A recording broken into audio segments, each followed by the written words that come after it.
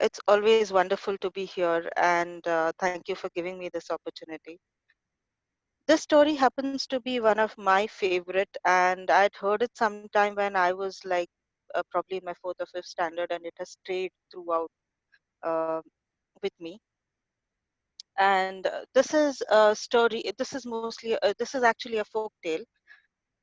So the story starts in King Akbar's darbar one warm summer evening when he wants Tansen to perform something for him. And Tansen does perform. When Tansen sings, Akbar is elated, and everybody in the court is listening to him. There is pin drop silence, and the ambience is just wonderful. Once Tansen is done, Akbar is so happy with his performance. He says, Tansen, my dear, you are the best singer in the world, and I declare it today here in this court. Tansen, as elated he is to receive this feedback, says, with all due respect, my lord, your highness, I am not the best singer in the world. The best singer in the world is in fact my guru. Akbar says, what? There is somebody who sings better than you? Okay, I'd like to meet him. Then bring him to the court. Tansen again says, I'm sorry, your highness, I would have brought him, but my master does not go to any courts to perform. If you want to hear him, you have to go where he is. Akbar, is the king who ruled almost all of India. He's not used to listening to something like this. He says, okay, if he thinks he's that great, then I would like to go and see him.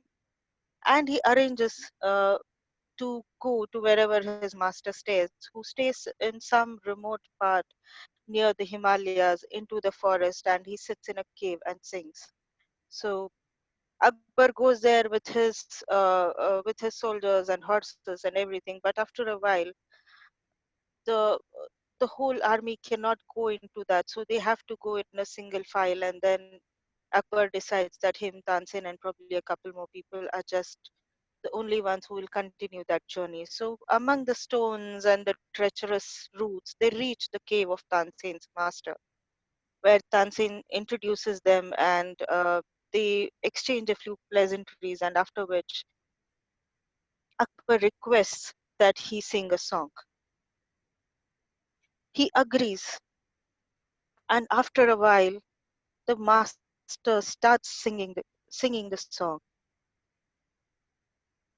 Once he starts, it's as if the universe has become still. The rivers stop flowing to listen to him. The birds stop singing to listen to him. The beasts in the jungle, the lion, the tiger, they all stop wherever they are and stop praying and just stand there, stand still to listen.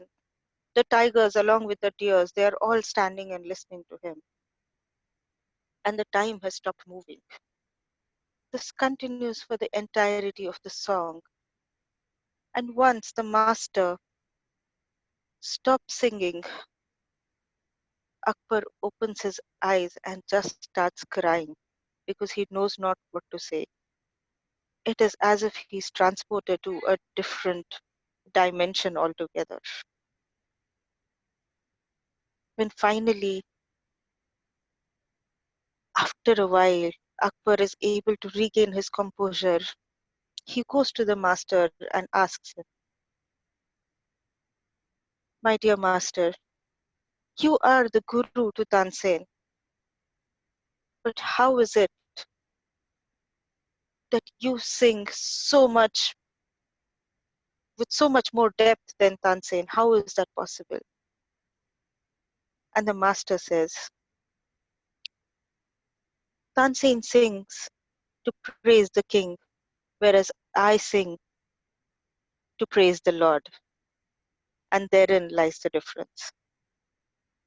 So the story tells how why we do profoundly affects how we do whatever it is that we do. And this story I thought was wonderful and has stayed on with me throughout the years, just in my memory and for this long. And I absolutely love the story, and I hope you all also love listening to it as much as I loved telling it.